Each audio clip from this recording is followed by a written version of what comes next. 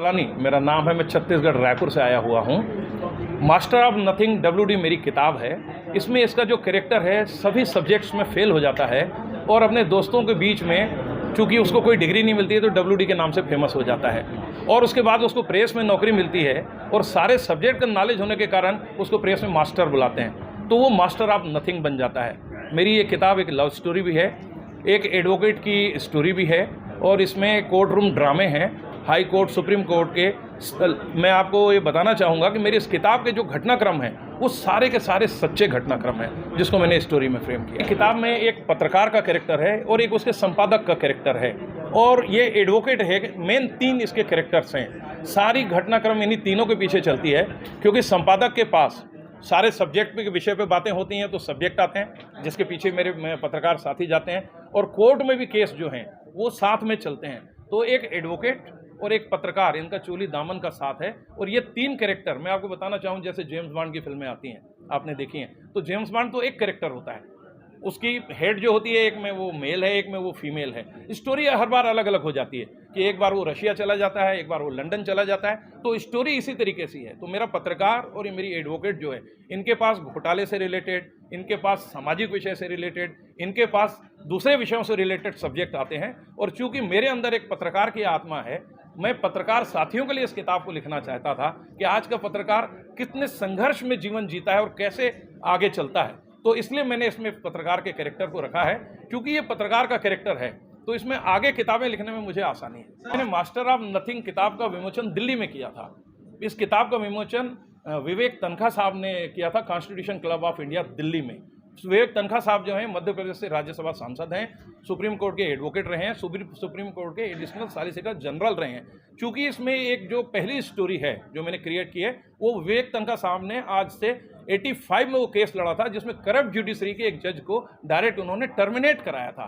तो मैंने अपनी किताब का विमोचन दिल्ली में किया है, फिर रायपुर से किया है। लेकिन मेरे पब्लिशर का, मेरे पत्रकार साथियों का ये कहना था कि मुझे इस किताब में, चूंकि एक पत्रकार की आत्मा है, हिंदुस्तान से रिलेटेड ये किताब है, तो इसको लेकर के मुझे सभी स्टेट में जाना चाहिए। और मुंबई का चयन तो सर मैंने इसलिए किया है कि मुंबई एक ऐसा शहर है जो हॉलीवुड को बीट करता है, हॉलीवुड के मुकाबले का है। यहाँ बहुत सारे वेब सीरीज़ बन रही हैं, बहुत सारे डायरेक्टर्स हैं। आप पत्रकार साथियों के थ्रू हो सकता है उन तक मेरी ये किताब पहुँचे।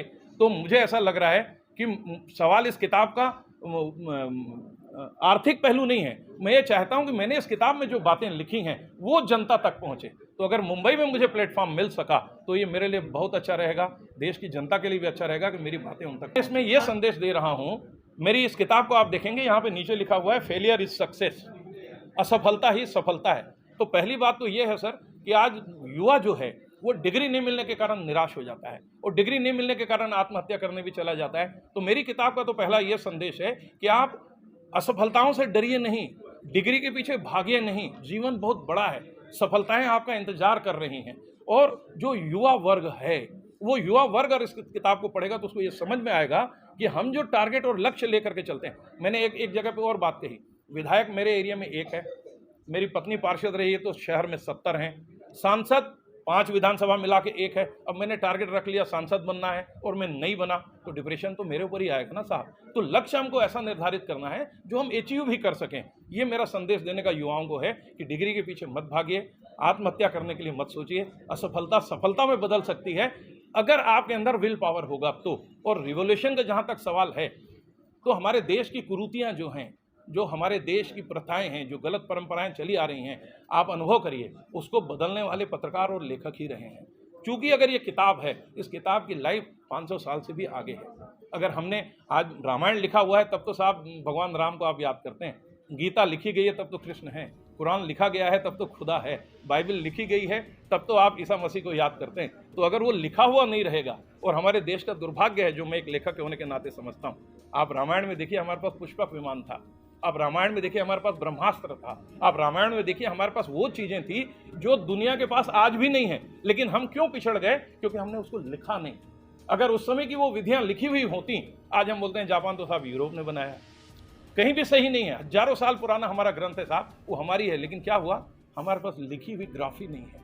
तो मेरे मन में ये इच्छा थी कि मैं कुछ ऐसी चीज लिखूं जो मेरे युवाओं के लिए, मेरे देश के लिए आगे काम